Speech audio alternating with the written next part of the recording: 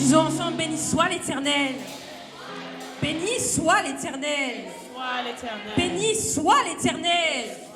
Gloire à Jésus. Gloire à Jésus. Gloire à Jésus. Gloire à Jésus. Gloire au Saint-Esprit de Dieu. Gloire au Saint-Esprit de Dieu. Frères et sœurs, mettez-vous. Je remercie le chœur de louange ainsi que les musiciens. Je veux bien être accompagnée du coup pendant la prédication. C'est une grâce pour moi d'être là cet après-midi une fois de plus pour pouvoir partager ces quelques mots que le Seigneur me donne de vous donner.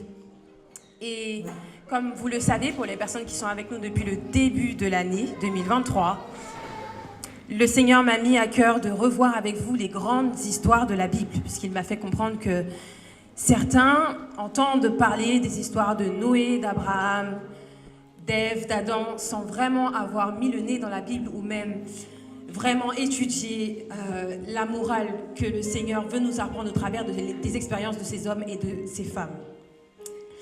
Et pour ceux qui ont bien suivi, vous savez qu'aujourd'hui, on en arrive à l'histoire d'Abraham. On a déjà passé toutes les personnes qui précèdent Abraham dans la chronologie. Et aujourd'hui, je demande un peu moins de retour par contre, il y a un peu trop de retour. Et aujourd'hui, on va voir ensemble une histoire qu'ont vécue Abraham et Sarah et qui aura marqué leur couple et leur marche avec le Seigneur. J'ai demandé à la sœur de bien vouloir nous faire un plein écran. Merci beaucoup. Et c'est une histoire qui nous en apprend énormément à nous puisque c'est un cas où Abraham et Sarah ont fait passer leur culture avant la foi que le Seigneur leur a donnée, avant la foi que le Seigneur leur demandait d'avoir. Et ça colle parfaitement avec notre expérience à nous en tant qu'Église, et particulièrement en tant qu'Église haïtienne, car bien trop souvent, notre culture dépasse la foi dans l'Église. Bien souvent, on fait les choses selon la tradition, au lieu de s'appuyer sur la parole. Et ce qui est vraiment triste, c'est pas le fait qu'on agisse comme ça, c'est que bien souvent, on agit comme ça sans même savoir. C'est-à-dire que les principes culturels ont pris la place des commandements de Dieu. Et certains même pensent que ces principes culturels sont bibliques alors qu'ils ne sont pas bibliques. Ce n'est pas écrit dans la Bible. Mais parce que c'est fait comme ça depuis des siècles, parce que c'est fait comme ça depuis Haïti, parce que c'est fait comme ça, les pasteurs le faisaient comme ça, on se dit que c'est ce que Dieu demande, mais ça n'a absolument rien à voir. Et je vous assure qu'en étudiant ce passage-là, et en me renseignant auprès de mes enseignants aussi, vous n'avez pas idée à quel point l'Église haïtienne est infestée de points culturels qui n'ont rien à voir avec la Bible. Voilà pourquoi il y a aussi énormément de souffrances et de difficultés dans nos communautés, puisque forcément, si on ne fait pas les choses selon la parole de Dieu, mais qu'on fait les choses selon nos traditions, il y a des choses qui se passent mal. Forcément, le résultat n'est pas ce qu'il devrait être. Forcément, la croissance spirituelle que le Seigneur veut que nous ayons dans l'Église, on ne l'a pas. Au contraire, ça va être la croissance de la culture, ça va être la croissance des habitudes qu'on a. Et finalement, on fait tout sauf faire ce que le Seigneur nous demande de faire. Et ça, c'est très problématique. Et si le Seigneur, cet après-midi, me demande de voir avec vous ces points particuliers, c'est qu'il pense que cette Église doit arrêter avec ce système-là et qu'il est temps pour nous de passer à autre chose. Je ne suis pas en train de vous dire que la culture, c'est mauvais, on va le voir au cours de cette prédication-là, mais il faut savoir peser le pour et le contre. Et il faut savoir observer les choses et les faire à la lumière de la parole de Dieu. Je vais demander à ma sœur de bien vouloir passer à la prochaine diapositive. Merci beaucoup.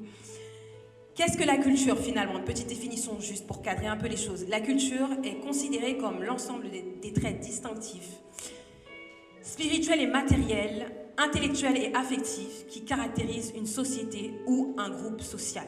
D'accord?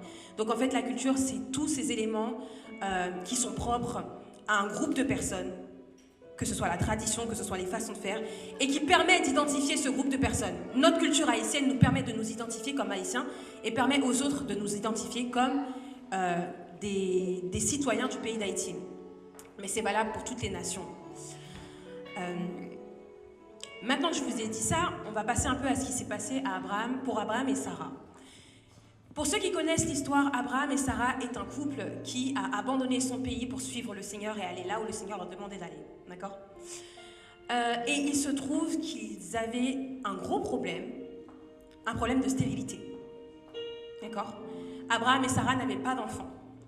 Et cette réalité, cette situation de fait, n'allaient pas avec ce que le Seigneur leur avait promis. Le Seigneur leur a promis quoi à Abraham, à Sarah? Il leur a promis un pays et il leur a promis une descendance plus grande que les étoiles du ciel. Je ne sais pas pour vous, je ne sais pas si vous vous êtes déjà trouvé dans une situation comme ça où le Seigneur vous avait fait une promesse, mais vous voyez que votre réalité ne colle pas du tout avec ce que le Seigneur vous a promis. Et je pense qu'en tant que chrétien, on est tous passés par là et on va tous passer par là dans d'autres situations si vous l'avez déjà vécu. Et là, 10 ans plus tard, 10 ans après que le Seigneur ait fait cette promesse à Abraham et à Sarah, 10 ans après qu'ils aient quitté leur pays pour suivre le Seigneur, toujours pas de signe d'accomplissement de la promesse, c'est-à-dire toujours pas d'enfant. Et à cette époque-là, Sarah et Abraham étaient déjà bien âgés. Et dans leur impatience, ou du moins je veux dire dans l'impatience de Sarah, elle a eu une idée, elle s'est dit tiens, comme c'est une chose qui a l'habitude de se faire au milieu de notre peuple, on va faire la même chose. Peut-être que c'est comme ça que le Seigneur va nous donner un enfant. Et il se trouve que cette situation qu'elle va créer va poser un gros problème dans l'avenir pour son couple, mais aussi pour la promesse que Dieu va leur faire.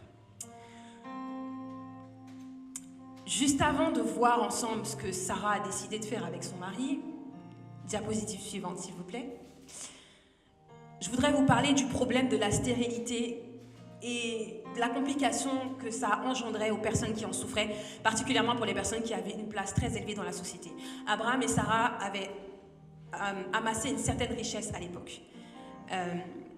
Mais déjà, de leur temps, avoir un enfant, c'était extrêmement important parce que c'était à cet enfant-là qu'on transmettait les biens, qu'on transmettait ce qu'on avait en termes d'argent, en termes de prestige, mais aussi en termes de nom. Et il se trouve que lorsque l'Éternel a fait la promesse à Abraham, Abraham lui a répondu « Mais Seigneur, j'ai pas d'enfant, donc c'est bien ce que tu me promets de me donner, mais toutes ces choses-là, c'est Eliezer de Damas qui va en hériter. » Donc Abraham était dans une situation compliquée. Et ce qu'a vécu Abraham, d'autres personnes l'ont vécu dans l'histoire. Si je prends les cas des rois en Europe, des rois de France ou des rois d'Angleterre, lorsqu'un roi était roi, le plus grand problème qu'il pouvait rencontrer, c'était de ne pas avoir de fils. Pourquoi? Parce que s'il n'avait pas de fils, il n'avait pas quelqu'un à qui transmettre sa couronne et son pouvoir.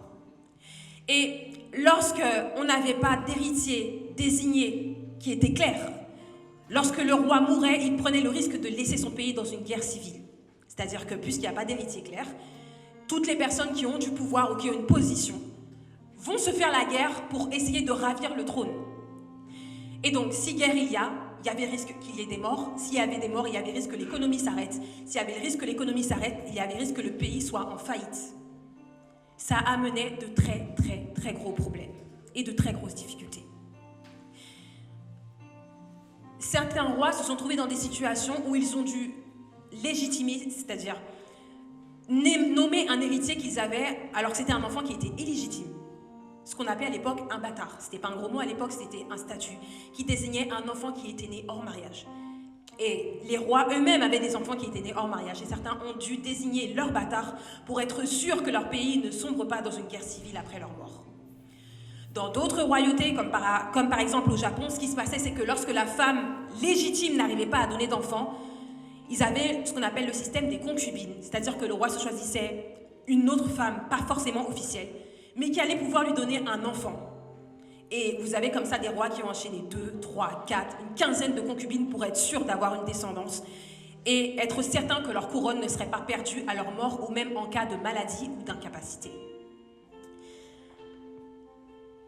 Diapositive suivante. Et ce système des concubines, c'est un système qui existait déjà du temps d'Abraham et de Sarah. Et c'est cette solution qu'Abraham et Sarah vont choisir pour solutionner leurs problèmes, mais qui finalement ne deviendra qu'un problème plus grand. Je vous invite à prendre avec moi vos Bibles dans Genèse chapitre 16, versets 1er à 10. Je vais lire rapidement pour vous, pour aller plus vite. Sarai, la femme d'Abraham, ne lui avait point donné d'enfant. Elle avait une servante égyptienne nommée Agar. Et Sarai dit à Abraham, « Voici l'Éternel m'a rendu stérile. Viens, je te prie, va vers ma servante. Peut-être aurai-je par elle des enfants. » Abraham écouta la voix de Sarai. Je ne vais pas donner des points au mari, mais vous savez, ce n'est pas tout le temps qu'il faut écouter sa femme. En tout cas, Abraham n'aurait pas forcément dû écouter sa femme à ce moment-là. Verset 3, alors Sarai, femme d'Abraham, prit Agar, l'Égyptienne, sa servante, et donna et la donna pour femme à Abraham, son mari. Après qu'Abraham eut habité 10 années dans le pays de Canaan, il alla vers Agar et elle devint enceinte. Quand elle se vit enceinte, elle regarda sa maîtresse avec mépris. Et Sarai dit à Abraham, « L'outrage qui m'est fait retombe sur toi. J'ai mis ma servante dans ton sein et quand elle a vu qu'elle était enceinte, elle m'a regardée avec mépris. Que l'Éternel soit juge entre toi et moi. » Donc là déjà, le problème se complique. Sarai, elle a une merveilleuse idée et elle la propose à son mari ne sourcille pas. Il lui dit « Ok, pas de problème. » Et finalement, quand la situation devient compliquée, Sarah, elle rejette la faute sur son mari en lui disant « Voilà, que l'Éternel soit juge entre toi et moi. » Donc, l'enfant n'est même pas encore né, que la solution qu'ils ont choisie, qui n'était pas dans la promesse de Dieu, commence déjà à poser problème. De la même manière, croyez-moi, frères et sœurs, lorsque vous choisissez de prendre votre propre chemin au lieu d'écouter ce que le Seigneur vous dit de faire, avant même d'arriver à l'objectif que vous aviez fixé, vous verrez que votre solution n'était pas la bonne. Verset 6, Abraham dit à Sarai, « Voici ta servante est dans ton pouvoir, agis à son égard comme tu le trouveras bon. » Alors Sarai la maltraita et Agar s'enfuit loin d'elle. Et je ne vais pas continuer à lire, mais ce qui se passe, c'est que Agar a fui dans le désert en étant enceinte. Donc elle a pris l'enfant, elle l'avait déjà en elle, et elle a fui parce que sa relation avec Sarah devenait trop compliquée. Et la parole nous dit que c'est un ange qui va récupérer Agar dans le désert et qui va lui dire de retourner auprès de sa maîtresse et qui va la consoler. C'est aussi cet ange-là qui va lui donner le nom de son fils. Et finalement, cet enfant va naître. Et plus tard, le Seigneur expliquera à Abraham que ce n'est pas cet enfant-là qui va hériter de ses biens, mais que c'est bien un enfant que Sarah mettra au monde qui va hériter des biens. C'est-à-dire qu'en fait, Sarah et Abraham ont mis en danger leur situation, leur couple, pour trouver une solution qui n'aura même pas porté le fruit qu'ils auraient voulu avoir. Ils sont passés par un itinéraire bis pour arriver à un objectif que l'Éternel avait déjà garanti pour vous. Cet après-midi, je ne sais pas quels sont tes projets et je ne sais pas quelle idée tu t'es mis en tête pour atteindre ton objectif. Mais consulte le Seigneur pour savoir si tu es bien sur la voie de l'éternité, comme disait David.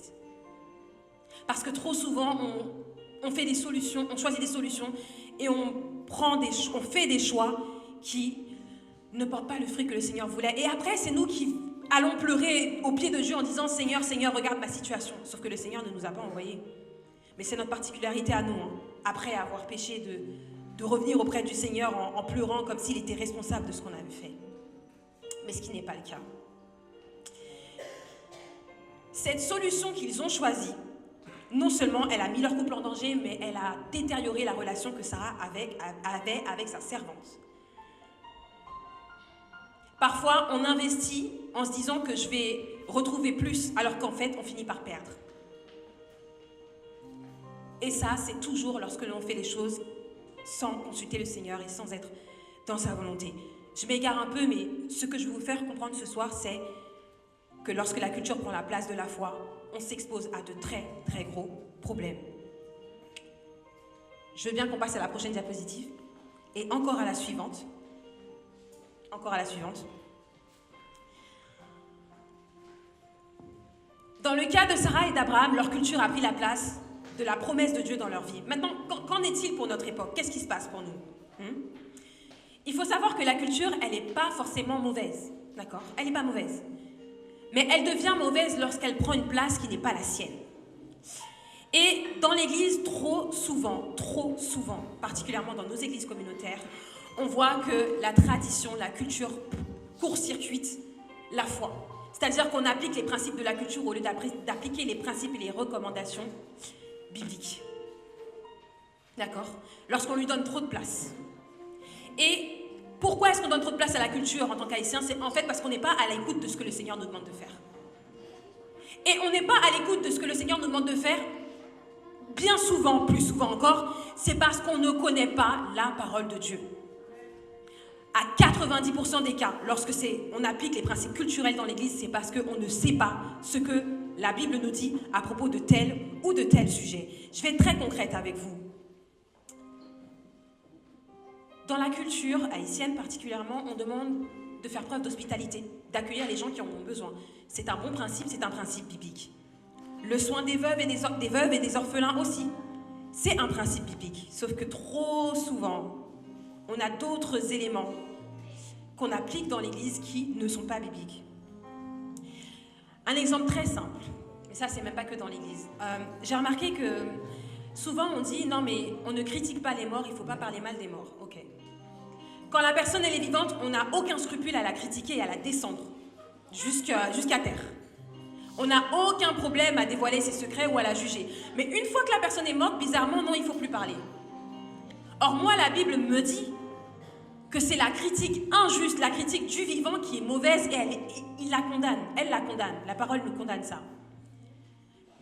Mais par rapport aux morts, que me dit la Bible? La Bible me dit, dans Colossiens 2, verset 20, non, c'est pas celui-là. Bon, je peux le dire quand même. Dans Colossiens 2, verset 20, si vous êtes mort avec Christ au rudiment du monde, pourquoi vivez-vous comme si le monde vous imposait ses préceptes? C'est-à-dire qu'on ne fait pas ce que le Seigneur nous demande de faire. Et ça, c'était un tout petit exemple concernant la critique des morts, c'est vite fait. Je vais aller dans des choses un petit peu plus compliquées et un peu moins sympas. Le fait de vivre en concubinage avant le mariage. Ça, c'est quelque chose de culturel qui vient principalement, je trouve, des cultures d'Europe occidentale, puisqu'avant même ces cultures-là ne le faisaient pas, mais c'est quelque chose qui s'est infusé chez nous les Haïtiens. Je suis persuadée que pour les personnes qui sont nées dans les années 50, 40 ou 60, à l'époque, voir des gens pas mariés et vivre ensemble, c'était quelque chose d'honteux. Les gens se cachaient. On ne faisait pas ça à la vue et au su de tout le monde. Aujourd'hui, c'est l'inverse qui se produit. Dans nos sociétés haïtiennes, c'est l'inverse qui se produit. Et j'ai vu dans l'église, trop souvent je vois ça, des femmes qui cherchent quelqu'un ou des hommes qui cherchent quelqu'un, ils trouvent la personne et ils se disent on va vivre ensemble de toute façon, si je vis pas avec, il n'acceptera pas de m'épouser. Et ça, c'est pas ce que la Bible dit. Et quand le Seigneur te promet le mariage, il te demande pas de passer par cette étape-là. Mais l'itinéraire bis, la solution culturelle, c'est de le faire quand même. C'est pas grave, on le fait. On n'a pas d'argent pour se marier, c'est pas grave, on le fait. J'ai peur de le perdre, j'ai peur de la perdre, c'est pas grave, on vit ensemble. Or que tu sais très bien ce que la Bible te demande de faire. Et ce que le Seigneur nous demande de faire, c'est pour nous protéger, c'est pour protéger un modèle de famille et de société qui fait venir la gloire de Dieu sur terre. Mais nous, on passe à côté. Donc, on a comme ça des femmes et des hommes qui se compromettent pour obtenir la bénédiction. Et après, on se retrouve dans des situations, parfois, de vie de concubinage, 1 an, 2 ans, 3 ans, 4 ans, 5 ans, 10 ans, pas de mariage. Mais pourquoi se marier quand on a déjà tout sur la table? Quand on a déjà tous les avantages du mariage sans l'engagement, pourquoi se marier? C'est quelque chose de logique, en fait. Mais nous, dans l'Église, on a des frères et des sœurs qui choisissent ce chemin-là, malgré ce que nous dit la Bible. Ça, c'est quelque chose de culturel qui est rentré dans l'Église, mais qui n'y a pas sa place. Pour un autre exemple,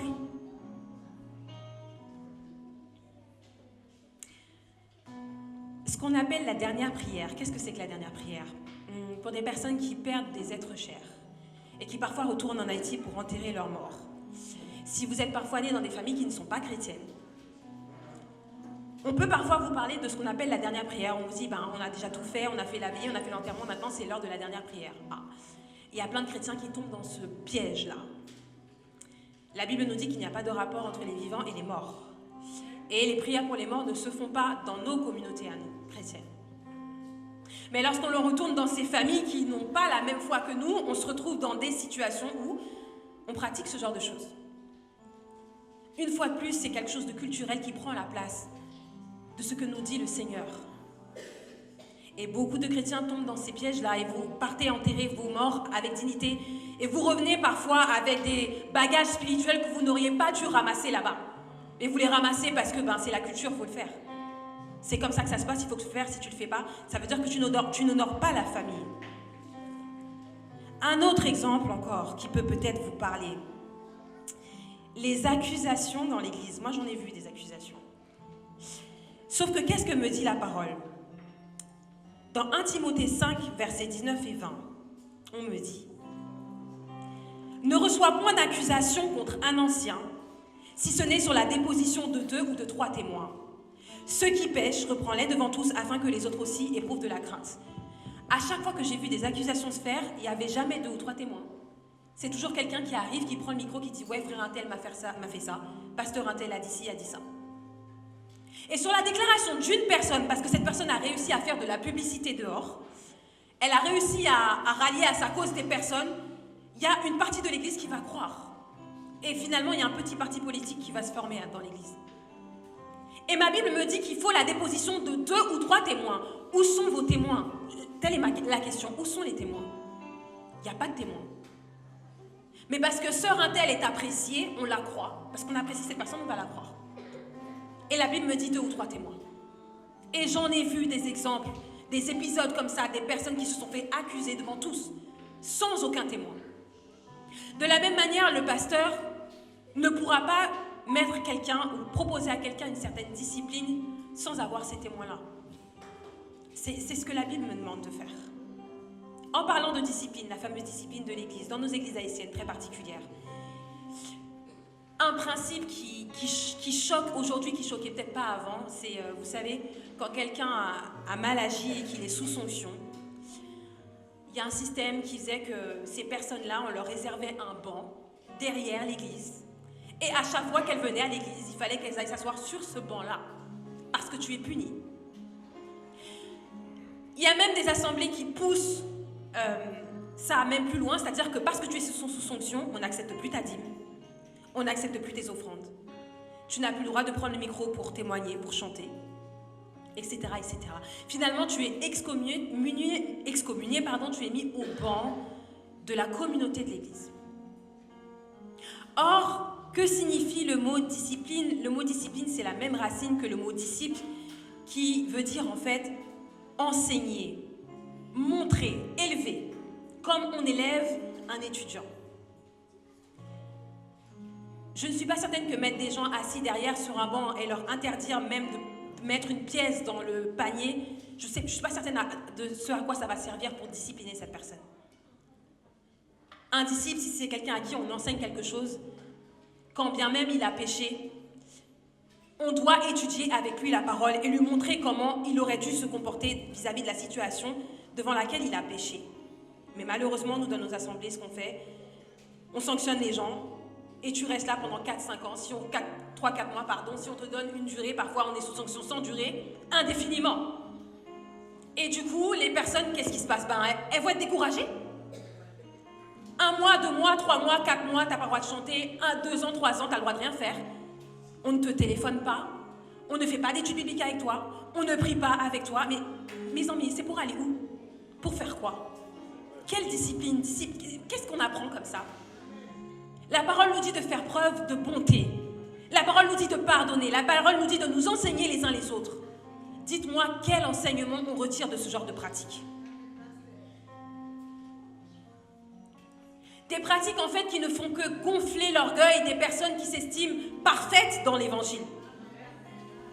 C'est-à-dire, moi j'ai pas péché comme la sœur, moi je suis pas sous sanction. Quand je vais venir prendre la Sainte Seine, je vais la prendre avec fierté et je vais la regarder sur le côté parce que elle est sur le banc des criminels derrière.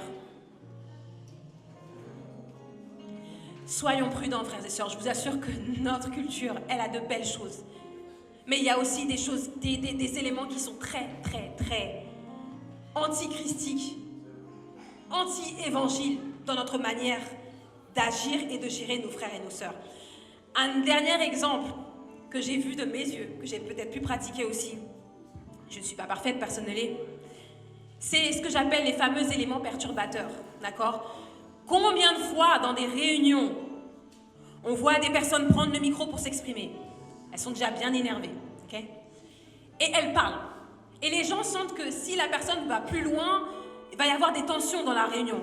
Et il y a toujours quelqu'un qui va se lever pour dire « Quittez le palais, il n'y a pas qu'à aller à parole sasoukel, il n'y a pas qu'à kembel. » Mais qu'est-ce que me dit ma Bible? Ma Bible me dit, Romains 16, verset 17, « Je vous exhorte, frères, à prendre garde à ceux qui causent des divisions et des scandales au préjudice de l'enseignement que vous avez reçu. Éloignez-vous d'eux. » Mais bizarrement, dans les réunions, quelqu'un parle « Quittez le palais. » Il faut qu'elle parle, elle ne peut pas partir chez elle avec cette parole. Ah bon? La Bible me dit de tourner ma langue 7 fois dans ma bouche avant de parler et elle ne peut pas tenir sa parole qui va blesser. Il faut la laisser parler. La laisser parler pourquoi? Pour satisfaire l'orgueil des personnes qui estiment connaître mieux que tout le monde. Ces choses-là ne sont pas bibliques. Et je pourrais vous parler de plein de choses. Le jeûne, le fait de jeûner, quand on dit le jeûne plané, c'est-à-dire que je vais me coucher et que je vais rester couché et que je peux jeûner que comme ça. La Bible me dit, lorsque tu jeûnes, parfume ta tête, lave ton visage afin de ne pas montrer aux hommes que tu jeûnes, mais à ton Père qui est dans le lieu secret. C'est une façon de jeûner, d'accord? S'allonger et rester face à terre devant Dieu, c'est une façon de jeûner, mais ce n'est pas le jeûne par excellence. Mais parce que c'est la culture, dans notre culture, on le fait comme ça, qui correspond plus au jeûne de l'Ancien Testament d'ailleurs, on se dit que c'est comme ça le jeûne. Ce n'est pas le cas. Et pourquoi est-ce qu'on ne sait pas ça? Parce qu'on ne connaît pas ce que dit la parole de Dieu. Je pourrais aller plus loin encore, j'aurais pas le temps. Je préparais peut-être une deuxième partie de ce message pour décortiquer avec vous d'autres éléments qu'on a l'habitude de pratiquer au milieu de nous, mais qui ne sont pas bibliques. Mais que nous dit la parole à ce sujet? Les mises en garde de la Bible. Parce que vous savez, ce problème de culture qui prend la place de la parole de Dieu, ça existait déjà du temps des apôtres. Ça se faisait déjà. Et que nous dit le Seigneur à ce sujet? Marc 7, verset 13. Annulant ainsi la parole de Dieu par votre tradition que vous avez établie, et vous faites beaucoup de choses semblables. C'est-à-dire que lorsqu'on est trop sur la culture, sur la tradition, on annule la parole de Dieu dans l'Église. Puisqu'on ne se réfère plus à la parole de Dieu, on empêche la parole de Dieu de porter du fruit dans l'Église. Et finalement, qui est-ce qu'on adore? On n'adore plus Jésus, on adore notre tradition, on adore nos cultures. On adore l'homme. On adore l'homme. Et j'ai remarqué que souvent, lorsque les personnes qui sont attachées à la culture dans l'Église, en fait, c'est parce que ça les arrange. Ça fait leur affaire. La parole de Dieu, ça fait l'affaire de personne parce que la parole de Dieu, elle met tout le monde sur un pied d'égalité. Et tout le monde a le devoir d'obéissance et de foi vis-à-vis de cette parole. Que nous dit encore la Bible? Colossiens 2, verset 8. Prenez garde que personne ne fasse de vous sa proie par la philosophie et par une vaine tromperie, en s'appuyant sur les traditions des hommes, sur les rudiments du monde et non sur Christ. La Bible nous dit de prendre garde à tout ça et de faire attention à ces choses. Diapositive suivante, s'il vous plaît. Je vais conclure rapidement. Conclusion, la culture, elle n'est pas mauvaise, frères et sœurs, d'accord? Quand on chante nos chants en créole, ça met du baume au cœur. Et d'ailleurs, le créole, c'est une belle langue chantée. Et je connais des personnes qui sont martiniquaises, qui sont guadeloupéennes, qui nous disent, qui m'ont dit, votre créole, lorsqu'il est chanté, il est extrêmement beau. Ça sonne très bien à l'oreille. Ça donne une belle mélodie. Du moins, ça s'associe bien avec la mélodie. La langue, ça fait partie de la culture. Donc, il y a des belles choses dans notre culture, n'est-ce pas? Mais le Seigneur nous demande de faire attention à ça. Diapositive suivante, s'il vous plaît. Diapositive suivante, s'il vous plaît. On peut garder notre culture, mais on doit veiller à ce qu'elle corresponde à la parole de Dieu. D'accord? Elle ne doit pas dépasser la parole. Donc, il faut savoir ce qu'on veut garder et ce qu'on veut rejeter. Mais pour faire preuve de discernement, il faut connaître la parole. Il faut la connaître. Et je crois qu'en fait, c'est le plus gros problème de nos assemblées. C'est ce manque de connaissance de la parole. Et la Bible nous dit de faire attention à cela. Plus vous connaîtrez ce que Dieu dit sur tel ou tel sujet, moins vous serez influençable. Moins on pourra vous faire croire des bêtises. Moins on pourra vous utiliser comme un pantin pour servir les intérêts de quelqu'un d'autre, en vous faisant croire que ça sert vos intérêts à vous. Pour terminer, j'ai un pasteur qui a dit au sujet de cette culture, de la culture en général, du problème de la culture dans l'Église, l'unité des chrétiens en Christ transcende et relativise les différences culturelles. Ça veut dire que l'unité des chrétiens, elle dépasse les différences culturelles.